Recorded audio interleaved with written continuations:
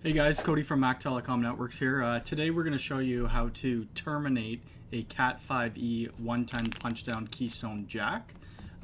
So what you will need in this, you will need the following. So I have a Cat5e jack, just a connects jack. It's a 110 punch. We'll open the package later and I'll show you the pins. So we're going to be terminating this in T568A, which is standard for Canada. In the United States it might be the B. We have cable scissors. If you don't have scissors, you could, I don't know, use side cutters. This is just Platinum Tools scissors. They're pretty sharp. And then you'll need a 110 punch down tool. So this is the actual tool that cuts the pins. And you'll obviously need some wire. So I'm just going to lower the camera here so that we could see myself terminating.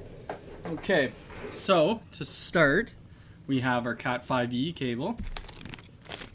So I will peel back the sheathing. So I'll just circle around it to make a cut in the actual sheathing. Snap it and then pull.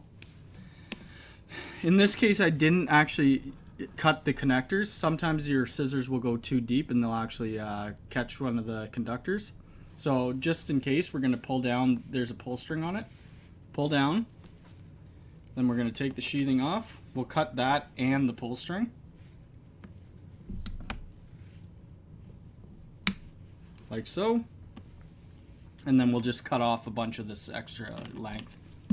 Okay, so now we're gonna open the package. Oh, and this would go the same way as if you were doing a Cat 6 jack. The conductors in the Cat 6 will just be a little thicker. Okay, since we're doing A, we are gonna start out with the orange-white pair. So you want to separate the pairs. Untwist them, and then find the right slot for where the conductor goes. I'm just trying to get this better on camera. So we go in there, push down, and then push down. So you can see that the actual conductors are in. So then the next will be white-blue. White-blue and then solid blue. So that white-blue will go in the first slot, and this will go in the second. And inside the jack, it's actually color-coded, so it's actually very easy to see.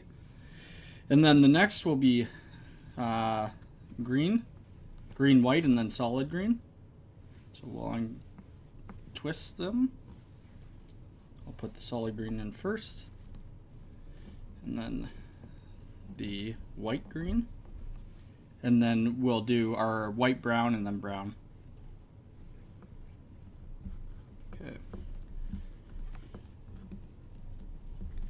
Okay, now, as you can see, if it's focusing, all the conductors are in, and you can see actually right here, or right there, that's brown, that you can see the actual color sticker inside.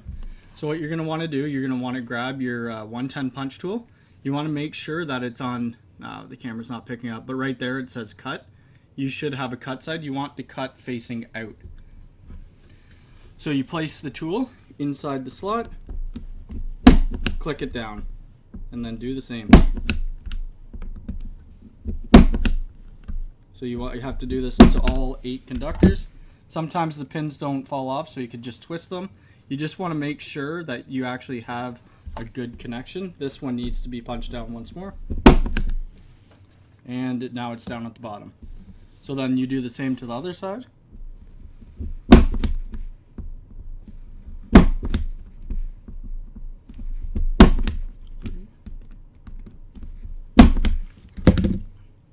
Okay. And this one needs to be punched down once more. And that's it. Then you put the wire back in the middle and put this cap on. So this cap helps it so that the actual pins don't fall out. If for some reason somebody's pulling cable through the ceiling, then it might actually tug on this, and that will help it not actually pull the conductors out. If you like my video, please hit the subscribe button. I'll be doing more. My next video is going to be actually putting on a mod end, which is what you would see on a normal Ethernet cable. You could plug it directly into any of your network cards. And then I'll show you how to do wire map testing. All right, thanks.